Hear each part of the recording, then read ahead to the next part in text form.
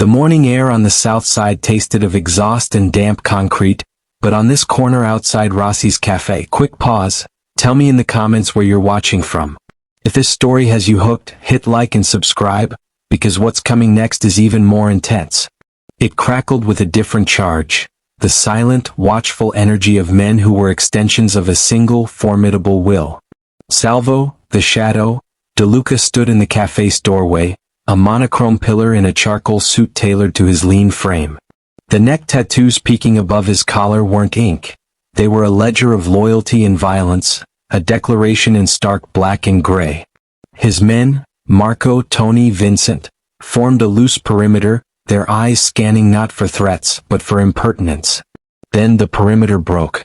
A small figure, a splash of color against the gray, wove through the forest of tailored trousers and polished shoes.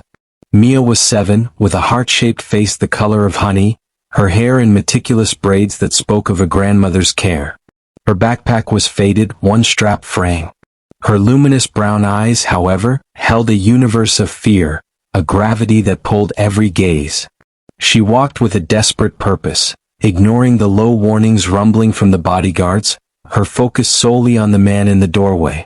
She stopped 3 feet before him, a tiny supplicant before a grim altar. The street seemed to hold its breath. Marco's hand drifted inside his jacket. Salvo raised a single finger, a fraction of an inch. The movement froze his men in place. He looked down and his world tilted. "Please, sir." Her voice was a thread threatening to snap. "Will you walk me to school?" Salvo said nothing. His hazel eyes, used to dissecting lies and motives in the faces of hardened criminals, found only pure, undiluted terror in hers. It was a familiar terror. It hollowed cheeks and stained the space under eyes with purple shadows. It was the look his sister Rosa had worn in their childhood home, a look that preceded the worst nights. Mia's small chin trembled. She pointed a barely steady finger down the block. "The men in the blue car. They're waiting for me. They've been following me." Salvo's gaze didn't leave her face, but his peripheral vision registered the sedan, idling like a predator. He slowly, deliberately went down on one knee. The fine wool of his trousers whispered against the gritty pavement. The act brought him to her level, shattering every protocol of power he'd built.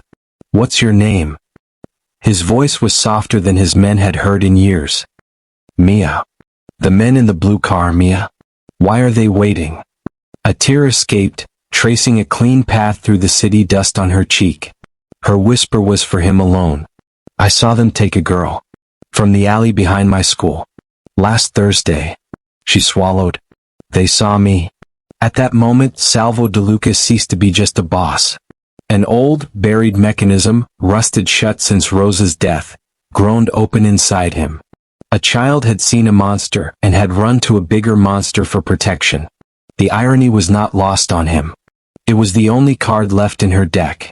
The silence that followed Mia's confession was absolute, a vacuum where the city's sounds dared not enter.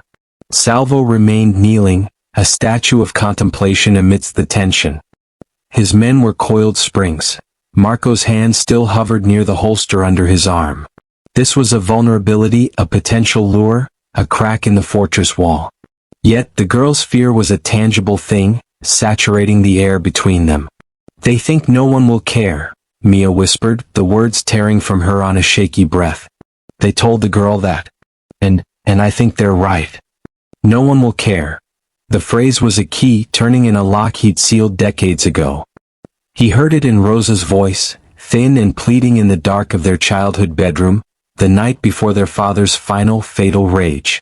The night Salvo, at 10, had been too small, too weak to be the shield he promised to be. The memory was a physical blow, a cold fist around his heart. He looked from her terrified face to the blue sedan, then back. The calculation was made not by the crime boss, but by the ghost of the failed brother. He stood, the movement fluid and commanding. Without breaking eye contact with Mia, he reached out and took her small hand. It was swallowed whole by his own, a landscape of scar tissue, faded ink, and brutal strength. "Marco," Salvo's voice cleaved the quiet, sharp and final. It was the voice that gave orders that ended lives. The blue sedan. 3 blocks down. Encourage its occupants to find another neighborhood. Permanently. He looked down at Mia, her hand a fragile bird in his grasp. From this moment, he said, his tone shifting to one of solemn, terrifying clarity, you are under my protection. Your life is mine to safeguard.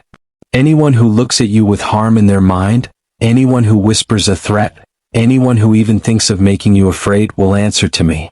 Do you understand the weight of that? Mia's eyes, wide as saucers, swam with a dizzying mix of shock and a hope so fragile it hurt to see. She nodded, a jerky little motion. Then Salvo turned his head, raising his voice to carry down the street, to the curious faces in windows, to the very bricks of the buildings. At 7:30 tomorrow morning, I will walk this child to Lincoln Elementary. Spread the word. He released her hand, the absence of its weight immediate. Go home now, Mia. Lock your door. My men will be watching your building. You will sleep safely tonight. As she turned and ran, a small, desperate figure disappearing into the maze of the south side, Salvo felt it. The tectonic plates of his existence had shifted. The empire of fear and silence he built now had a beating, vulnerable heart at its center. He had not just offered protection. He had issued a declaration of war, and the first shot had been a child's whisper. The safe house was a fortress disguised as a tired brownstone. Inside, the air was still, smelling of lemon polish and old wood.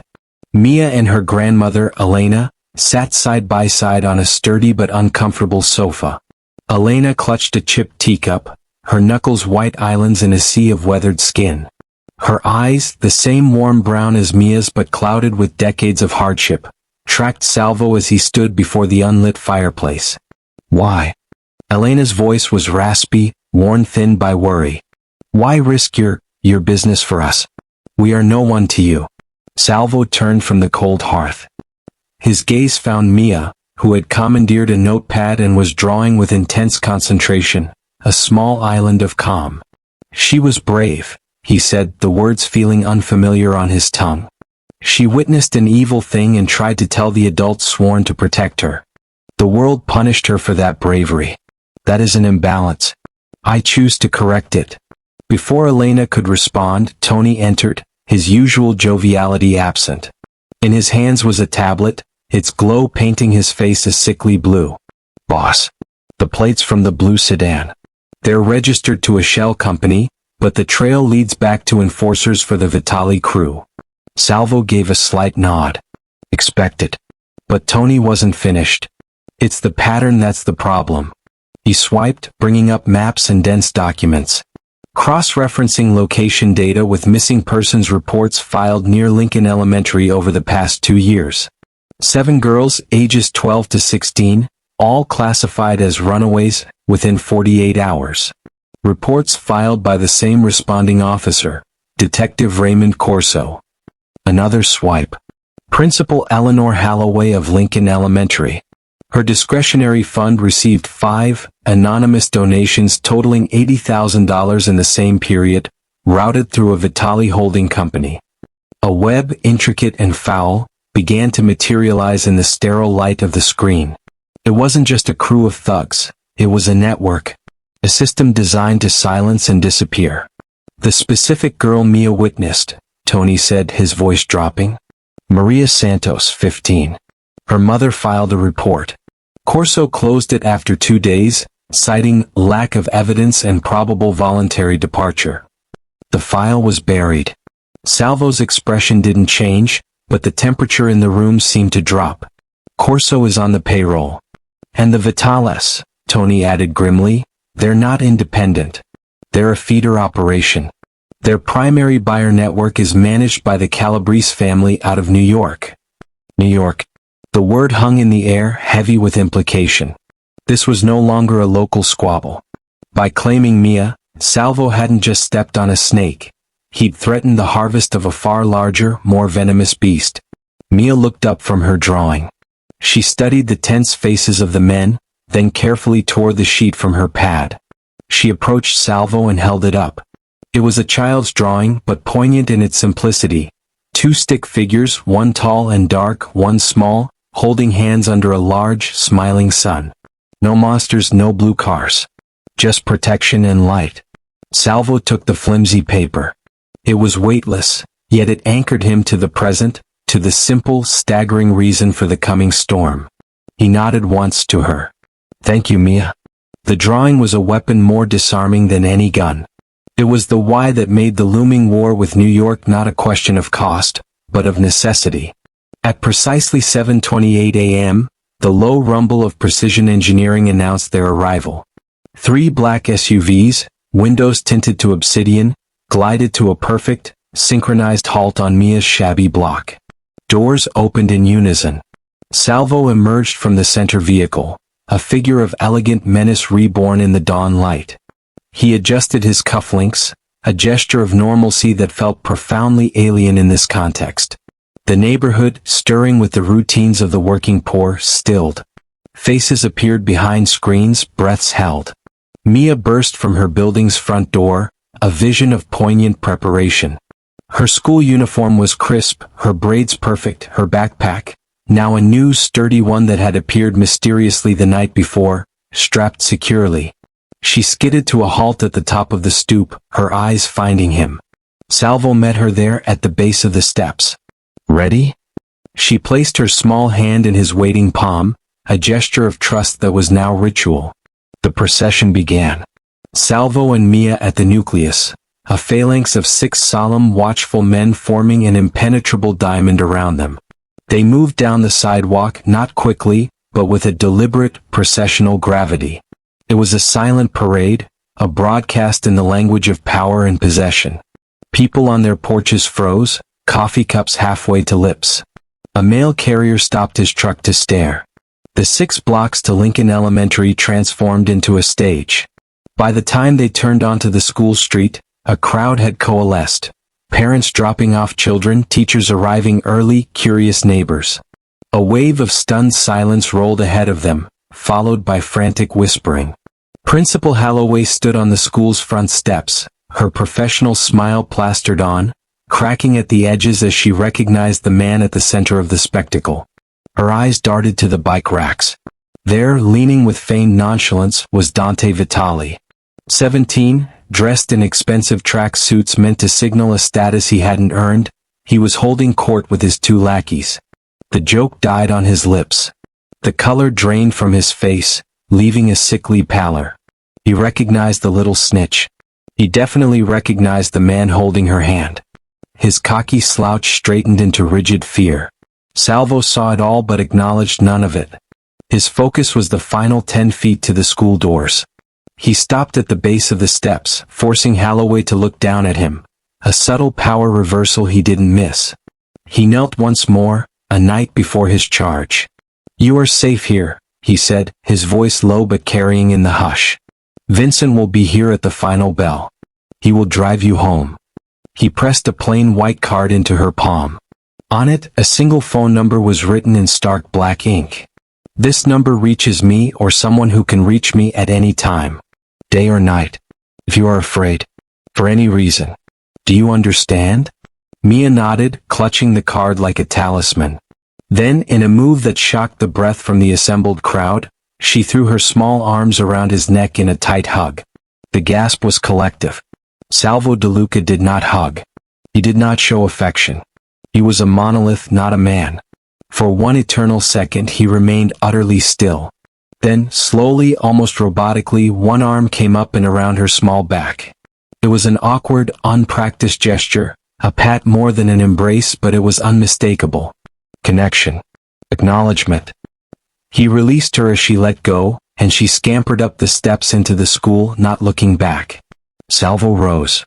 He turned, and his gaze, cold, evaluative, devoid of all the softness of the moment before, swept the crowd. It lingered on Principal Holloway's terrified face, on Dante Vitale's panicked stare, before dismissing them entirely.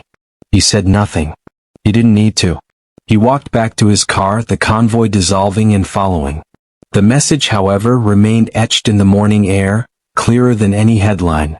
Asterisk, this child is mine. Her safety is my domain. Touch her, and you declare war on me, asterisk.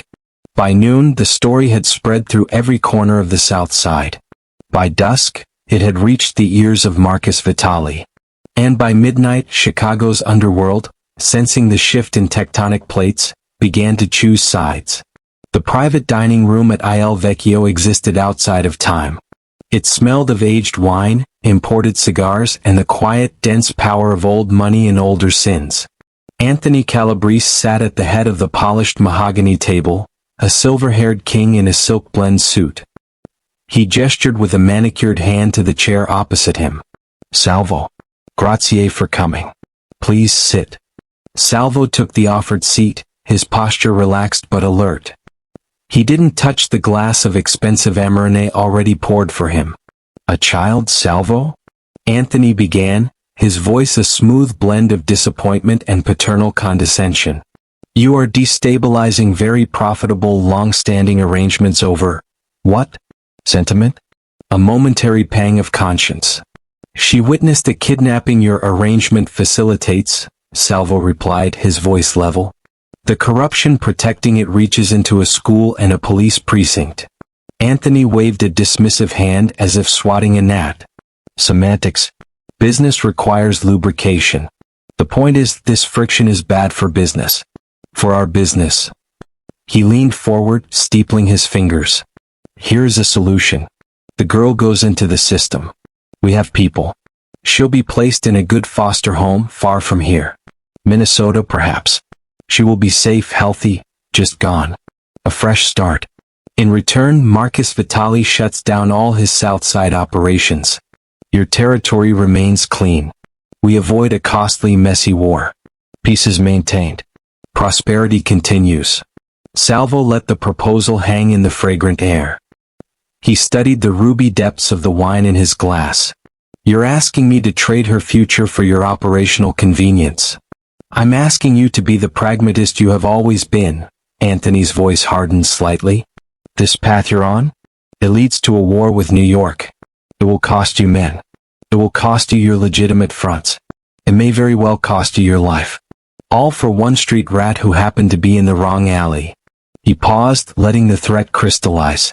"Is she worth your empire, Salvo?" Salvo saw Mia's drawing in his mind's eye, the smiling sun. He heard Rosa's ghost whispering in the memory of that dark bedroom. He felt the weight of that small, trusting hand in his. The calculation was not of profit and loss, but of redemption and damnation.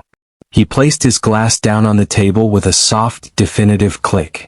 He looked Anthony Calabrese directly in the eyes. "Yes." The single word changed the room's chemistry. The paternal pretense evaporated from Anthony's face, replaced by the flinty coldness of a true capo. "Then you are a fool. A sentimental fool. And in our world, fools lose everything." Salvo stood, straightening his jacket. "I have lost everything before, Anthony. I know what it is to be left with nothing but the ghosts of your failures. I am not afraid of that emptiness." He took a step toward the door, then paused, looking back. "But you should choose your side in this very carefully. The men who sell children, or the man who will burn their entire world to the ground to save just one." He left, the heavy oak door closing softly behind him, sealing Anthony Calabrese in with his fury and his failing calculus. The line was not just drawn, it was carved in stone, baptized in the rejection of an old world's logic. The war was now formal, acknowledged, and inevitable. Retaliation came not with a whisper, but with a roar of flame. Marcus Vitali, stung by Calabrese's reproach and enraged by Salvo's defiance, chose a symbolic target.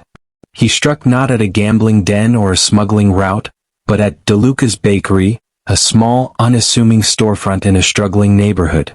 It was one of Salvo's first legitimate fronts, a place that quietly employed men trying to leave life, and that gave day-old bread to the local shelter. The firebombing at midnight was vicious and efficient. The explosion shattered the plate glass window, painting the street in a hellish orange glow. Flour and sugar became incendiary dust. The scent of burnt cinnamon and chard would replace the usual morning promise of fresh bread. Salvo stood across the wet street hours later, in the pre-dawn gloom, watching the smoldering skeleton of the building. Flakes of blackened ash drifted around him like malignant snow. The firefighters had left. The police had taken their report. The message was clear. Asterisk, I will burn the good you pretend to be.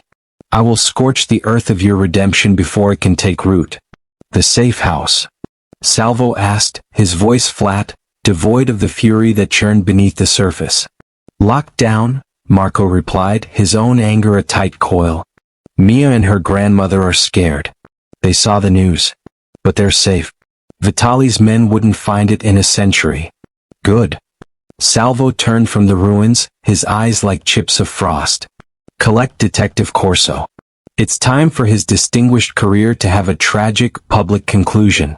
Leak the evidence of his payouts to the press and to internal affairs simultaneously. Then hit every Vitali warehouse, every stash house holding inventory. Not to destroy. To liberate. Get the girls out, bring them to Agent Miller. Document everything.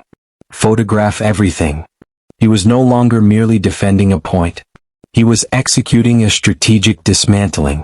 The protective rage that had ignited this conflict had refined in the crucible of war, transforming into a cold, surgical, and utterly merciless purpose. He would not just defeat Marcus Vitali. He would erase him and expose the rotten foundations he stood on. From the safe house's reinforced window, Mia had watched the early news, the footage of the bakery fire looping endlessly. The reporter's voice was a buzz in the background. "Grandma," she whispered, leaning against the cool glass, "that was Mr. Salvo's place. The nice bakery. It's because of me." Elena came behind her, turning her gently from the window, away from the images of destruction. She knelt, taking Mia's face in her warm, wrinkled hands. "No, cara Mia. Look at me. It is not because of the light you carry. It is because of the darkness in them. Men like Vitali, they see a light like yours, a light that tells the truth, that remembers, and it burns their eyes. They must try to snuff it out." She pulled Mia into a hug. "Men like Salvo, they have lived in the dark so long they forget what light is for." You reminded him. That is a gift, not a curse.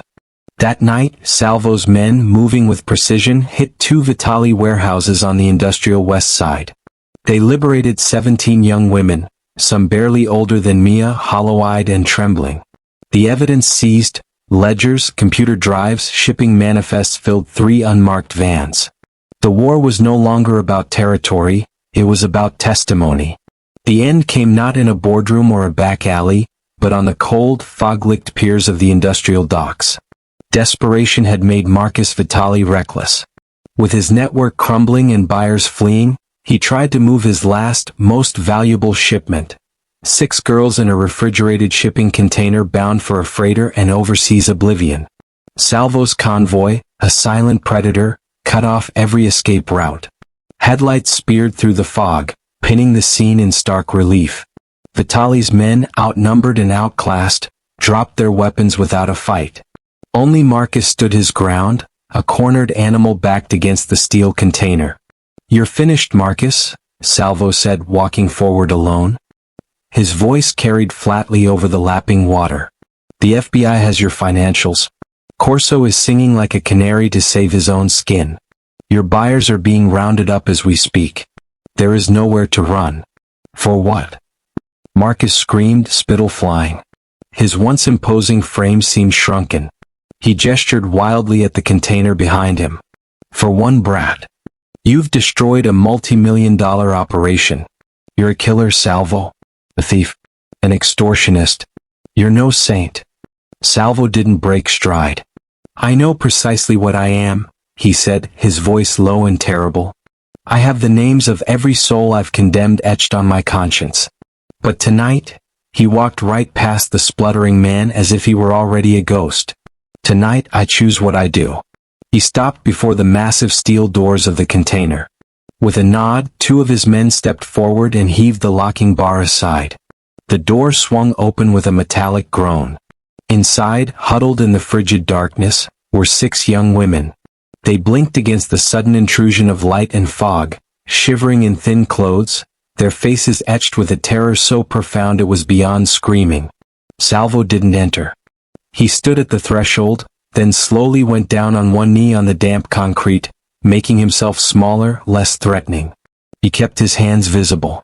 "My name is Salvo," he said, his voice softer than the dock's night sounds. You are safe now. The men who took you will never touch you again. No one will hurt you. I'll give you my word. It was a promise from a man whose word, in a different life, meant violence. Here, in this moment, it meant salvation. One of the girls, the oldest perhaps, began to cry silent, shuddering tears of relief. As federal agents swarmed the dock, swarming past Salvo to take Marcus Vitali, now sobbing with rage, into custody, Salvo remained kneeling. The sirens faded, replaced by the rhythmic lap of water against the pilings. The war was over. The cost in blood, in treasure, in the burning of a harmless bakery was immense. But as he rose, Salvo felt a strange, hollow peace. For the first time in nearly 3 decades, the ghosts, Roses most of all, were silent. He had finally been the shield. A plain manila envelope, postmarked from Oregon, arrived at his new office.